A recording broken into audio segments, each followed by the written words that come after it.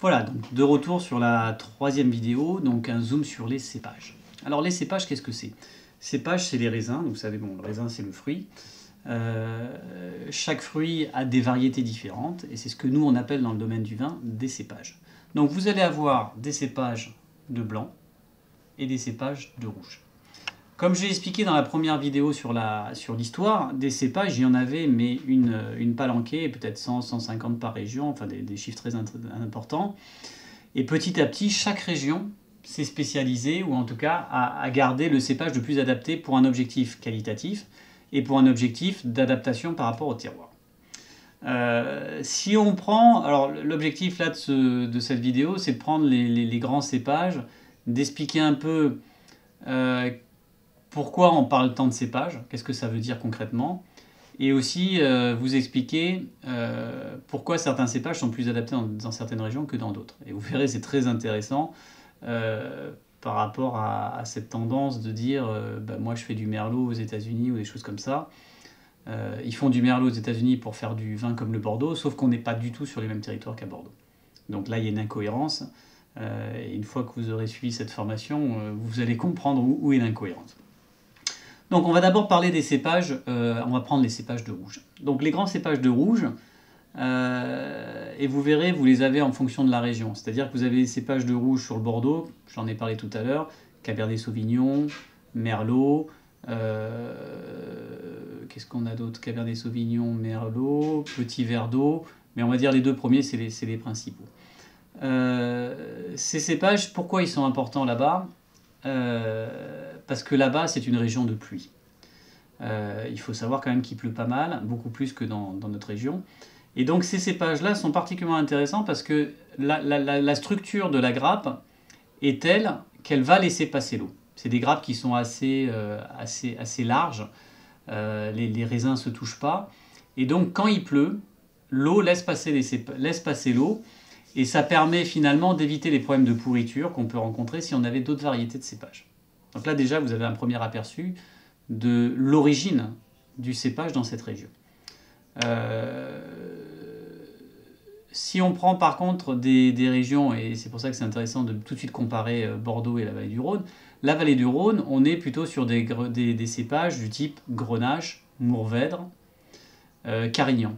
La particularité de ces cépages-là, c'est qu'ils sont particulièrement denses.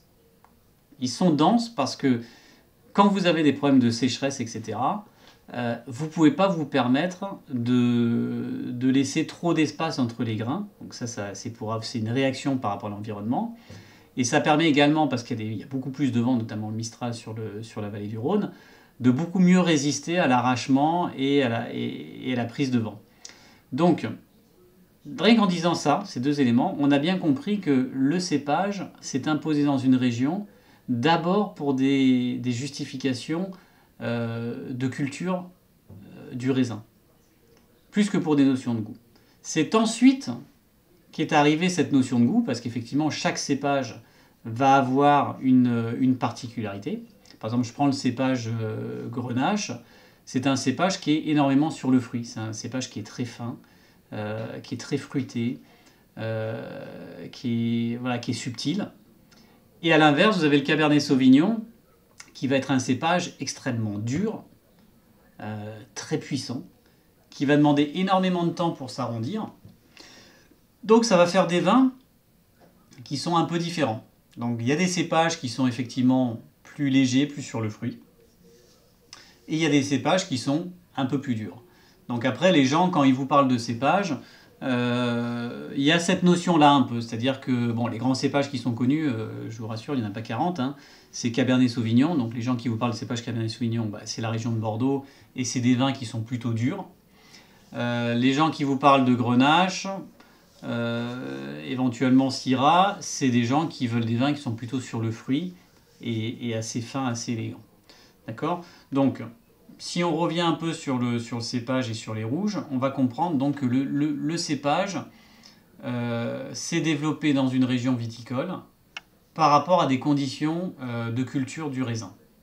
Et donc c'est ainsi que sur le Bordeaux, et je vais reprendre la liste, donc là prenez bien vos notes. Donc sur le Bordeaux, on a eu un développement autour des cépages en rouge, je parle, après je ferai un point sur les blancs. Cabernet Sauvignon, Merlot. Dans la vallée du Rhône, on est beaucoup plus sur Grenache, Syrah. Dans la vallée dans la Bourgogne, on est sur du Pinot Noir. Le Pinot Noir, c'est le seul finalement qui est capable de survivre. Si vous prenez un cépage de Cabernet Sauvignon ou un cépage de Grenache, vous le mettez dans la région de Bourgogne, il ne va pas réussir. Il peut se développer, mais ça va vraiment être très difficile. Donc le Pinot Noir, c'est le seul qui réussit réellement, compte tenu des conditions climatiques, à tenir sa place dans le dispositif climatique et sur le territoire, sur le terroir. Donc c'est ce type de cépage qu'on va trouver sur la Bourgogne. Donc des cépages qui sont plutôt fins. Donc pareil, sur la Bourgogne, les rouges sont des vins fins. Et c'est lié principalement au fait que c'est beaucoup de Pinot Noir. Sur le Languedoc, comme je vous l'ai expliqué tout à l'heure, si vous avez bien retenu, c'est d'abord une région de production massive. Et donc dans ces régions-là, on a choisi non pas forcément la qualité, mais le volume. C'est-à-dire que le Cabernet Sauvignon qui pousse sur le Languedoc est très différent du Cabernet Sauvignon qui pousse dans le Bordeaux. Autant à Bordeaux, le Cabernet Sauvignon va faire des produits de qualité parce que l'environnement, il y a moins de soleil, etc. Il pousse de manière moins intense. Autant dans le Languedoc, le Cabernet Sauvignon qu'on va retrouver là-bas, c'est un Cabernet Sauvignon de volume. C'est-à-dire qu'il a vraiment été mis là-bas parce que quand le Cabernet Sauvignon se trouve dans des conditions ensoleillées avec de l'eau, ça fait des rendements de folie, quoi. Et la qualité, on en parlera tout à l'heure, fait partie, est en rapport avec le rendement. Plus on a de rendement, moins on aura de qualité. Mais ça, ce n'était pas un souci à l'époque, c'est-à-dire que le Cabernet Sauvignon dans le Languedoc, l'objectif c'était de faire vraiment du rendement, et c'est pour ça qu'on a développé ce nombre de cépages. Donc vous voyez, le cépage, c'est à l'origine une justification de culture et de climat, et voire même d'objectifs de production. Ensuite, c'est devenu un marqueur, c'est-à-dire qu'on va reconnaître assez facilement un vin Pinot Noir. Alors je ne vous demande pas de le faire vous, mais les clients en général le reconnaissent et l'apprécient.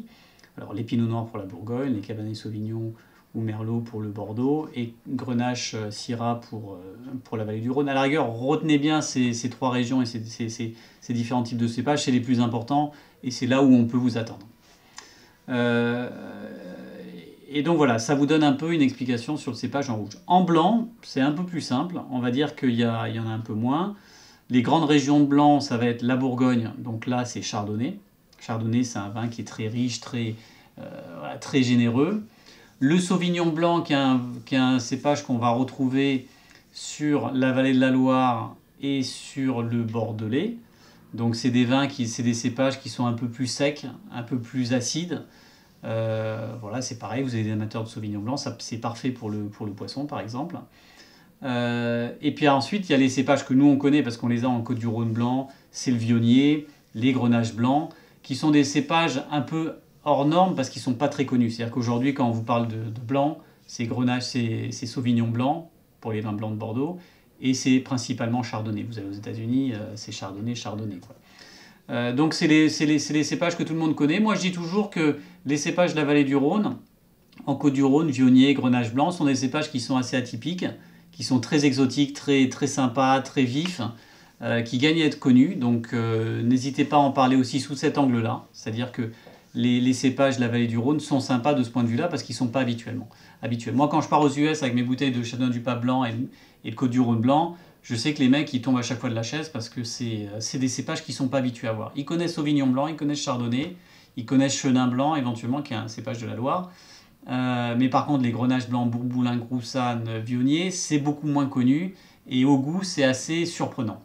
Donc le discours que je viens de tenir, voilà, c'est un discours que je fais souvent sur le stand, donc allez-y, vous pouvez le faire également.